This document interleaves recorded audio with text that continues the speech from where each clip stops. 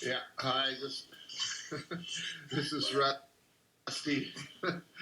Sorry I'm late. My mom told me I was born late, but yeah. Happy Tuesday, everybody. Um, Today I'm gonna maybe take a few questions and then focus on volume, which seems to be on everybody's minds these days. But I got a few questions.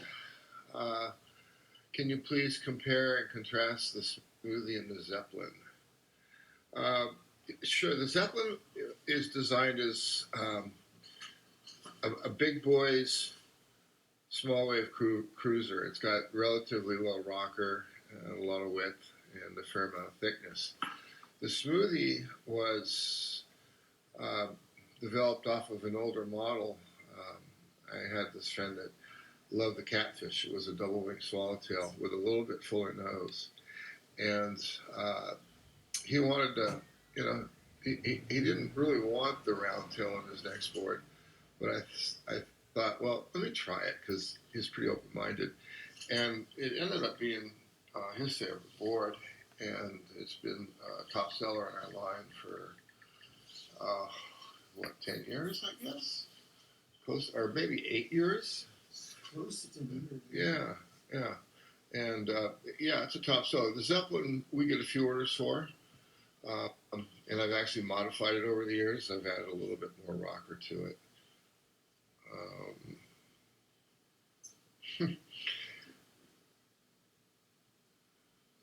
uh, Denise Pierce, what advice would you give to someone who wants to start shaping surfboards? Do it because you want to, not because you think you're gonna get rich or anything like that. But it's something I've enjoyed since the first board, and it's been my passion. And I was fortunate enough to have a popular logo that turned into a great clothing line for a few years. But I still shape every day. I shape 4, 5, 6 boards every day. So yeah, do it because you want to do it, and I hope you enjoy it. Uh, Dave Cannell, if you want to recommend 3 boards for quiver, which ones would you recommend? Um,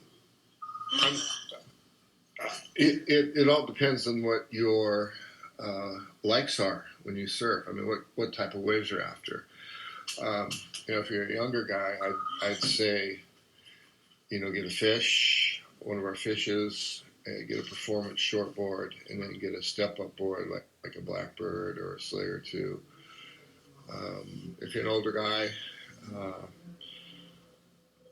once again, I think a fish is great. I mean, the Dwart is basically a fish. It's a double wing roundtail. And then we have some kind of classic fishes, and then we have some variations of the fish with slightly narrower noses and slightly pulled in tails with flat decks and angular rails. And a lot of people are trying those these days, and a lot of people are really liking them. So, yeah, for an older guy, I'd say one of the fishes, and then maybe a little bit bigger, maybe not a high performance shortboard, but something like the smoothie, maybe. You still get performance out of it, but you're not really, busting airs or anything like that. And then a bigger step-up board, one of the step-ups we have. The Slayer 1 is kind of a specialized board. I built it for Josh Kerr 8 or 10 years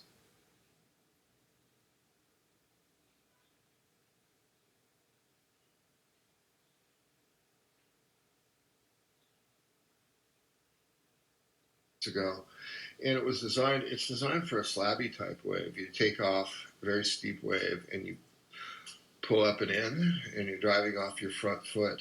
And that's why I move the width forward and have a straighter outline in the back half and some decent tail rocker in it. The Slayer 2 is a little bit more balanced step up. Um, I just pulled the wide point back a little bit on the Slayer and gave it a more conventional rocker, some plus rocker in the tail. I think I've always tended to shape with relaxed rocker. Sorry, I'm jumping, Dave, but I've always tended to shape with a little bit more relaxed rocker. I felt like when the Emperor had his new clothes on in the early '90s, the rocker was ridiculous, and Pat O'Connell a few months ago asked for a remake of his Endless Summer board, and I looked up the files, and it was a 5.9 or 5.10, and he had almost 6 inches of nose rocker in it. I don't put 6 inches of nose rocker in a 7.6 gun these days. The nose rocker, the entry rocker is important, but I think a lot of people overdo it. In my mind, the back half of the board is a business end, and I feel like I still use a fair amount of rocker in the back ends of most of my boards, except for the hot dog boards and the grovelers.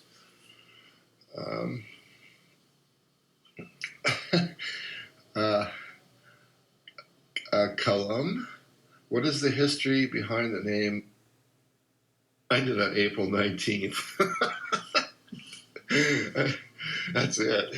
The names are so hard sometimes. I mean, there's so many shapers these days with so many models. If you Google it, you get overwhelmed. And so I think not only me, but I think a lot of shapers these days are just throwing ridiculous names out there. And if the board works, then great. If it doesn't, but the names, the 419 fish. I'd been testing it for a while. I finalized it on the 19th of April.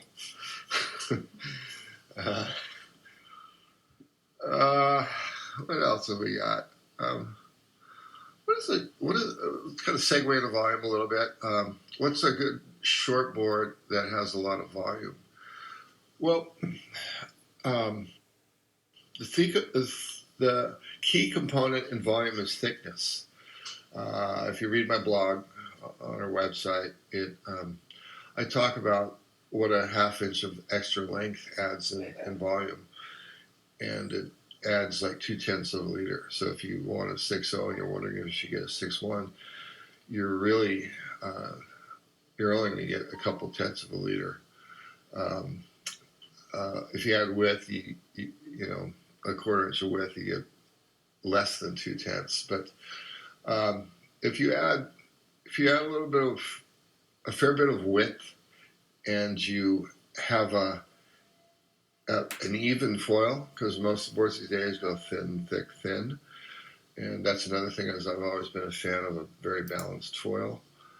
And there's a lot of people that make good, grovelers, and so if you're looking for one, look for a board with fairly low rocker, fairly even foil, and a little bit fuller outline. And if you really want more of a performance board, just the way that they're designed, you're looking at lower volume. And on the volume charts, somebody that weighs 155 pounds, an excellent to advanced surfer would probably like 25.5 to 25.8. So a good shortboard with lots of volume is kind of a nebulous question. But I think you get the idea. It's like the fishes, they're wider, they're flatter, they have more even foil. They have a fair bit of volume, but the high performance shortboards are much curvier in the outline, a lot narrower, a lot thinner, and a lot more rocker.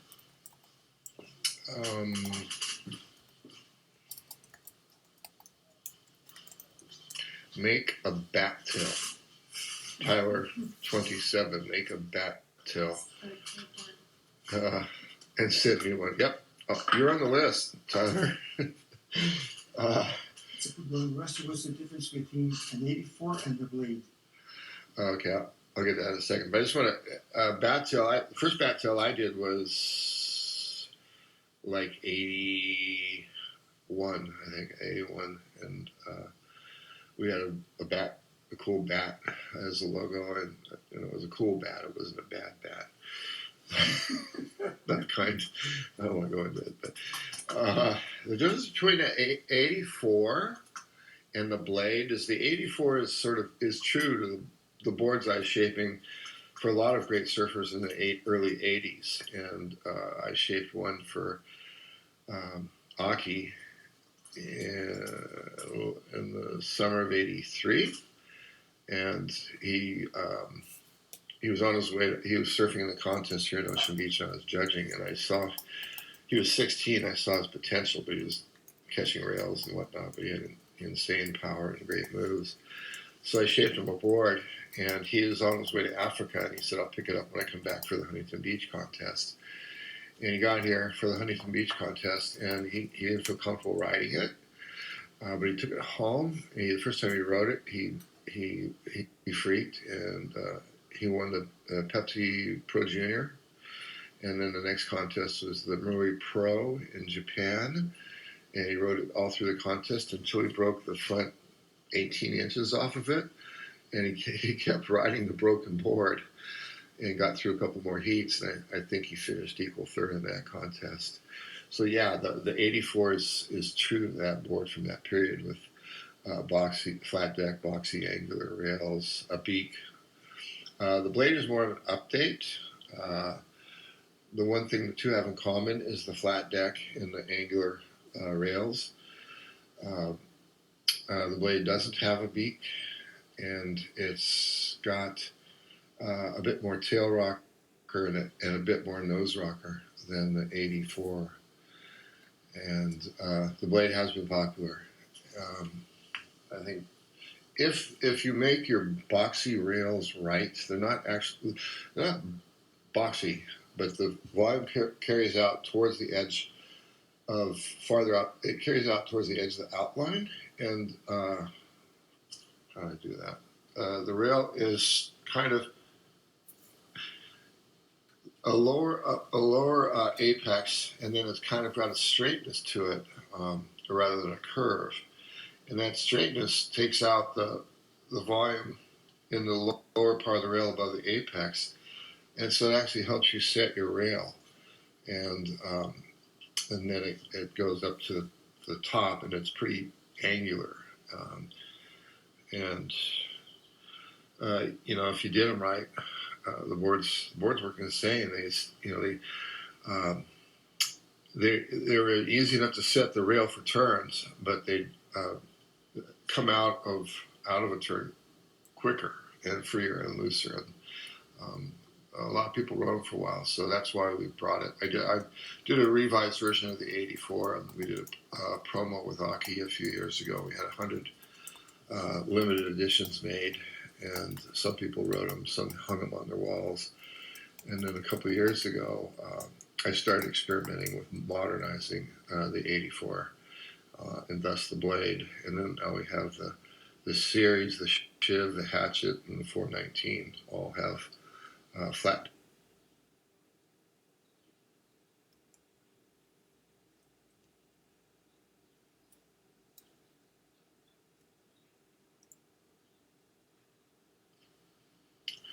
Yeah, Stretch gets a lot of credit for helping to popularize them.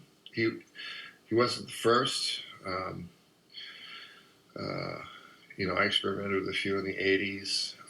I had Greg Mungo glassing for me. Was it almost 20 years ago, 15 to 20 years ago, and he experimented. We did rail grooves on guns, and we also did grooves with fiberglass rope, or carbon fibers in the grooves, and there to add strength. Well, the primary reason I think is to add. There's two reasons. To add strength to the board, linear strength, which the compromise is it takes away a little bit of the flex, and it also lets you grip, gives you a little bit more grip on the rails when you're getting up or when you're duck diving. Let's see here.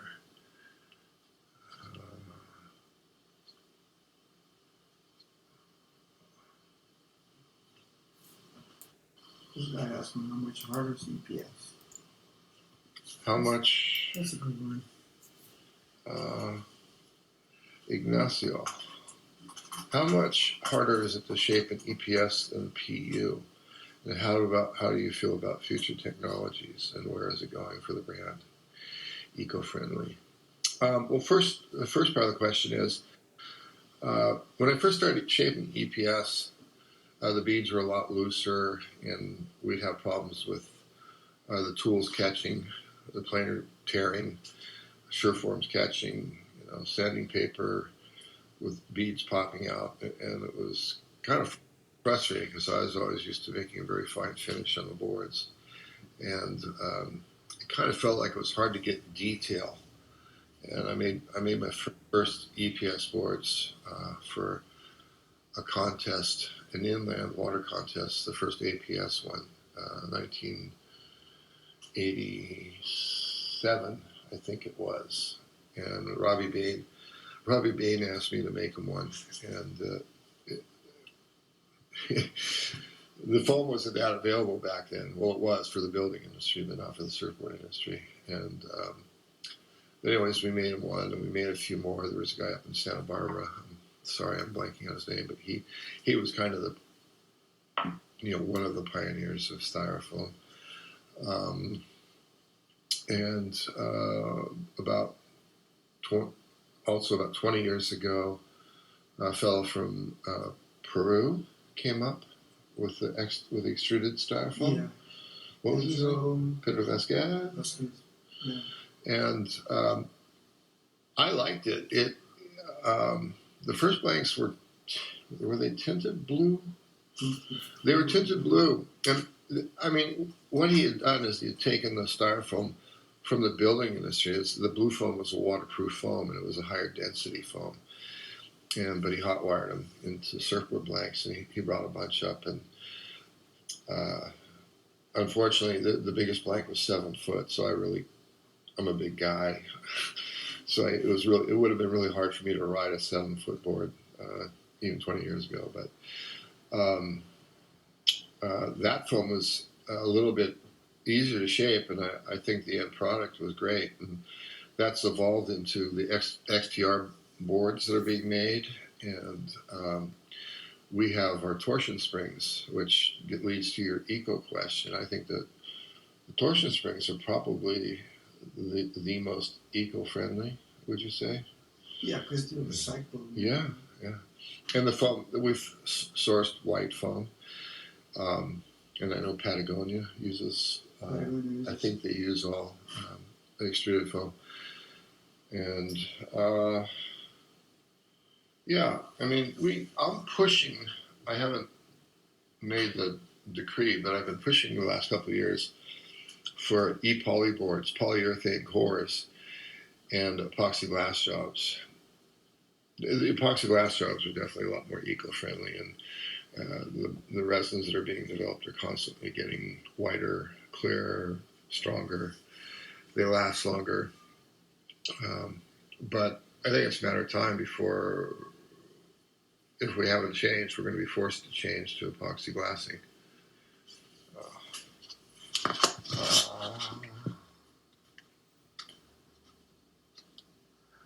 On the site, it says the Mi Amigo is an old foil revisited. Can you expound on that? Is the tail thicker than a standard high-performance shortboard, or just flatter? That's a good question. The Mi Amigo does have a thicker tail block. It's an 1/8 to 3/16 thicker than a comparable performance shortboard. The tail's a little bit wider. The tail block is a little bit wider. And it's got modern rocker. Like a 6.1 would have 2.25 in the tail and 4.5 or 4.6 in the nose. and it was moderately successful.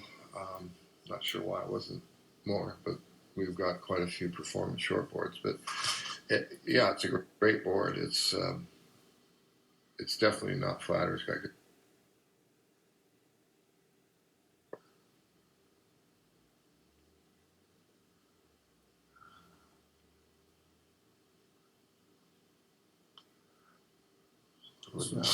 Good question.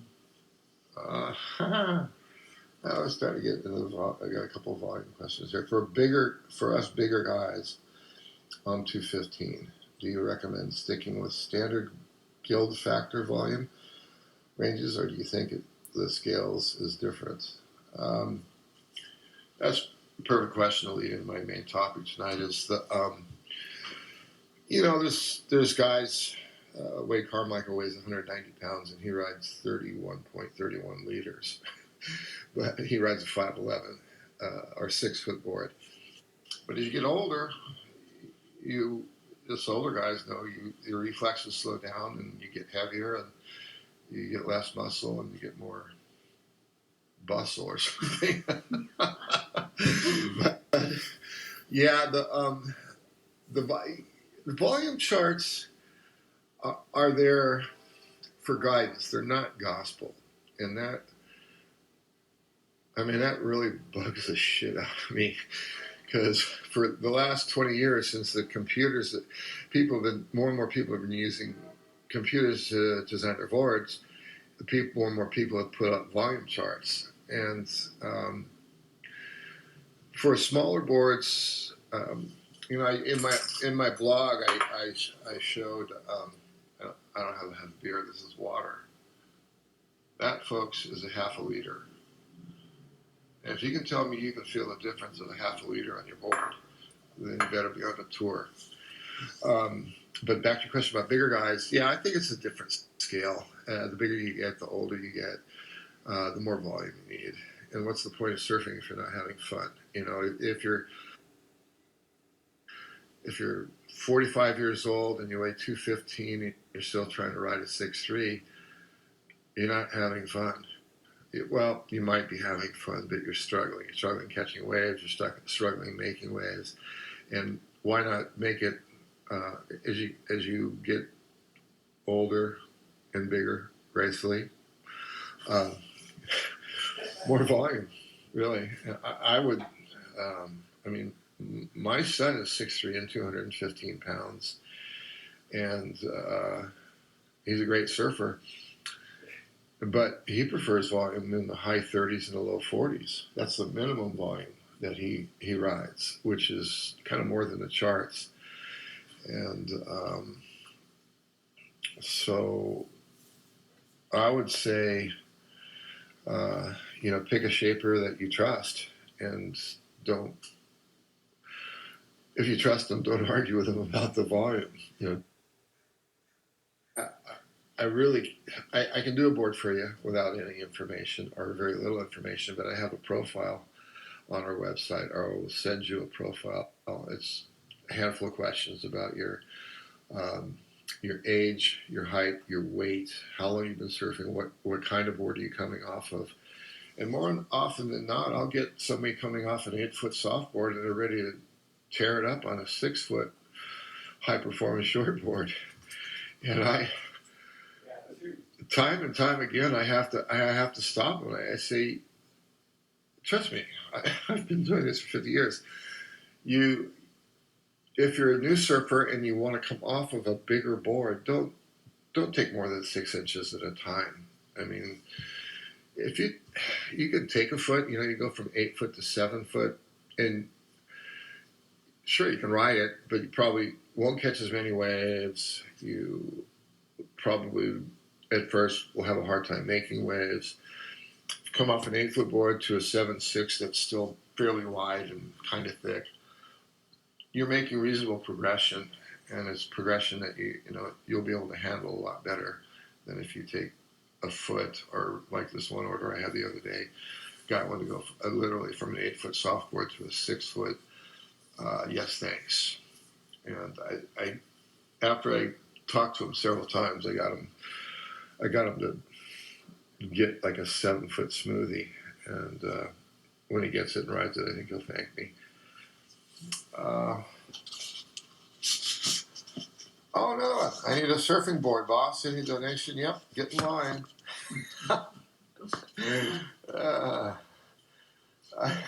You'd be surprised how many people. I think some of them are serious, but how many people ask me that question? Yeah, it was.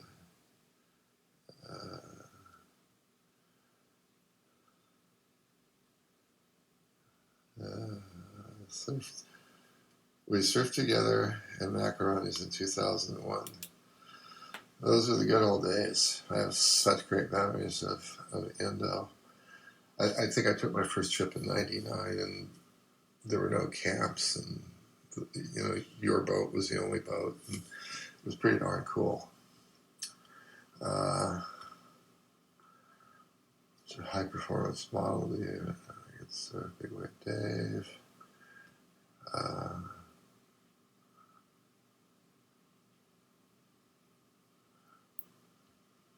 Tyler, 27. Again, please. Yes, please. Any words of wisdom? No, it's just, yeah. You're in line, Tyler.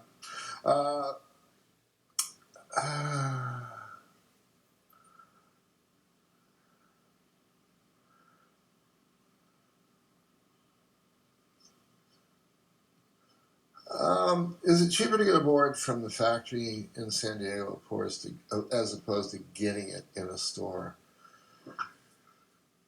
That's another good question. Over the last few years, with the advent of Firewire and then JS and numerous other shapers getting their boards built in Asia, the boards cost them a couple $100, so they bring them over here and they maybe land at $250, and they're trying to sell them for top dollar. So they're giving the shops more margin, and it gives them more budget to do demo boards and demo days and things like that. And we've had the way, which I've looked at. I've built sample boards in a lot of different foreign countries, and some of them were pretty good. But we've always been a quality brand. Our prices have always been amongst the highest. But in the last few years, it's the shop owners, unfortunately, have gotten to a place where they only really, for the most part, take consignment boards. And I just decided I wasn't going to play that game. And so, we sold boards out of our shops, and there was a handful of good dealers that kept the boards for a while. We still have a handful, but for the most part, the last couple of years I've been focused on internet and direct-to-customer sales. And to tell you the truth, I find it much more rewarding to work one-on-one with a customer, irregardless of their ability level. I love helping out beginning surfers, and I've always made great surfers boards. But because of the transition I'm making to customer direct sales via our website, we've had sales over the last couple of years, seasonal sales or whatever, for a couple of months where we give $100 off. And that's helped build our client base. And then now with the COVID issue, we have an ongoing discount, and the price will start creeping up, but not as long as this virus is happening. And as I said, I shape every custom board. I design it. I have help shaping them, and I communicate via email. And if somebody really wants to talk to me, I work in the evenings because it's quiet and it's peaceful, and I can think. But if you really need to talk to me, I'll make time to talk to you. But the other issue with getting a board from the store, and this one has bothered me for a long time, is most of the salesmen in the stores, they might have a little bit of knowledge, but generally speaking, they have very little knowledge. They have, and they usually have a favorite company they work for, and that's usually the company that gives them a team deal or something like that. I went into a surf shop up in Huntington Beach that was a dealer. It was a solid dealer on Main Street, and I walked in. They greeted me and said, "Hi, how are you?" And I walked upstairs and I started looking at boards, and the salesman came up and started rapping to me. And I'm 6'4". I'm a big guy, uh, well over 200 pounds. And he goes, "Well, here, let me show you this blah blah blah label." And he tried to sell me a 6'2", 18.5 by 2.3 surfboard. I just went, I don't think I can paddle that thing. I don't think I can ride it. Maybe you have something bigger. And he goes, yeah, I got some 6'4s and some 6'6s. But I mean, my point being is, and it's hard to gain a lot of knowledge about a particular brand, much less all the brands that you sell in your store. And there's a few salesmen that I know that have been on the job for years and years and years, and they have a pretty good grip on what are the design features and the pros and cons of certain boards. But that has really bothered me too. Come to me, I think I know enough to make you a good board. So this guy's listening. What is the best model for high performance surfing in all conditions? What is the best model for high performance surfing in all conditions?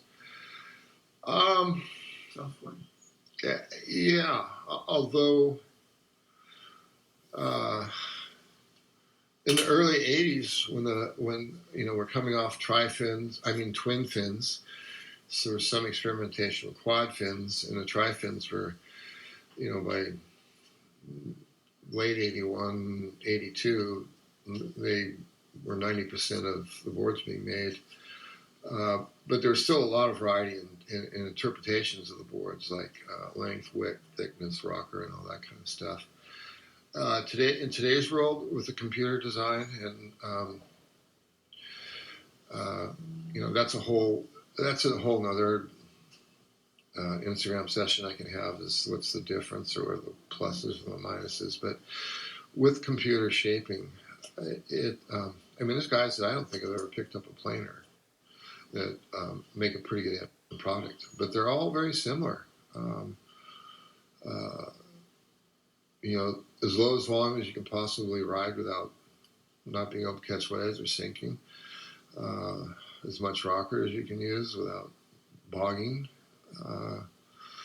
Most of the boards have pretty deep concaves.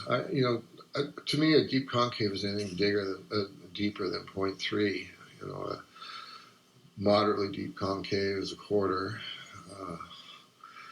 A medium concave is 0.18, 0.2, and a shallow concave is 0.1. So there's, in numbers wise, there's not a lot of difference, but in terms of how it looks and how it feels and how it rides, there's a big difference. Singles, singles, and then there's people that like single to double.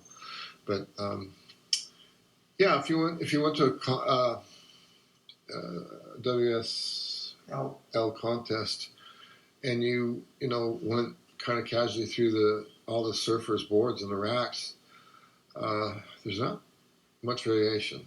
And I think a lot of the guys that are in that average size range, like 150 to 175 pounds, a lot of them exchange boards and try each other's boards, and there's some guys that still ride exclusively one guy's boards, but that's rare.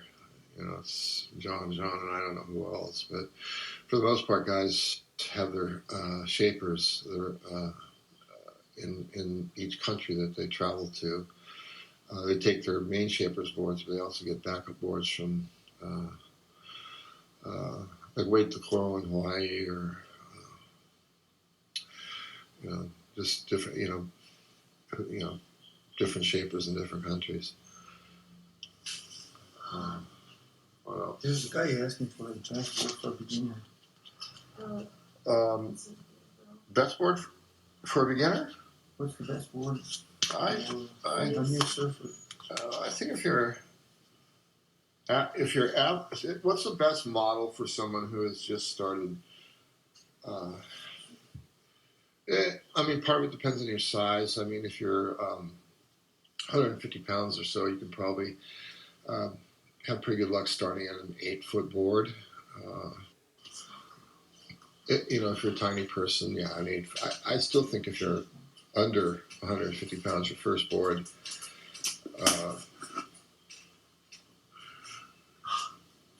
How much does she weigh? I don't know.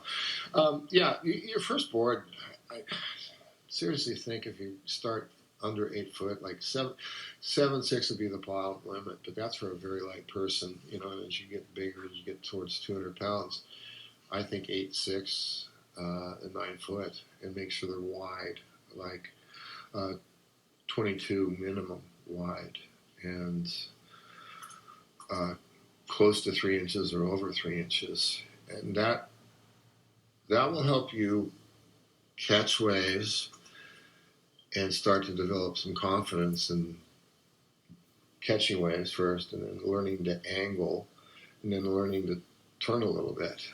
And I get people that say they're intermediate advanced surfers and they've been surfing for a year, and if their plans are to surf once a month the next year and become more advanced, and it's not going to happen. If you want to advance, you need to surf 3 times a week, I think, at least more, in a decent wave. But back to the question, yeah, I think an 8-foot board is a decent size, and if you're bigger, 8'6", 9 foot. They get the very basics down, and then they want to rush and get right on a shortboard, and it'll be a challenge.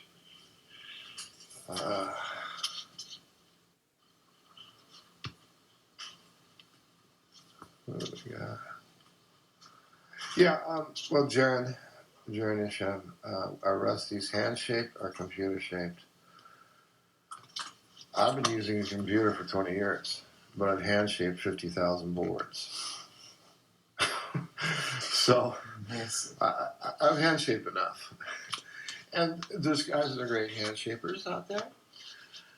And I think that's hand-shaping is fine if you are doing less than 1,000 boards a year, maybe 500 boards a year. But when you're doing 4 or 5 boards a day, hand-shaped, start to finish, it takes a toll on your body. It does. Most older shapers I know have had hips replaced. They've had tendonitis. They grin and bear it. But yeah, I'll get into more detail in another session.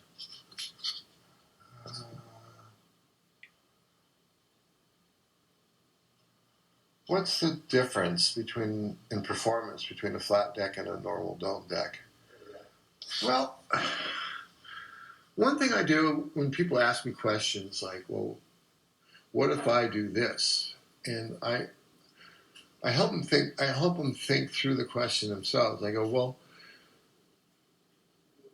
take the design question to an extreme. Like, what would a really concave deck feel like, as opposed to a really dome deck? And I think you can answer those questions, but as things become closer and closer and closer in values, it still applies. But if you, should I get a 5.2 or should I get a 6.2? It's just, once again, you can kind of answer a lot of those questions yourself by taking things to an extreme and then winding them back down to norms. Yeah. Just about time. Maybe have 1 or 2 more questions.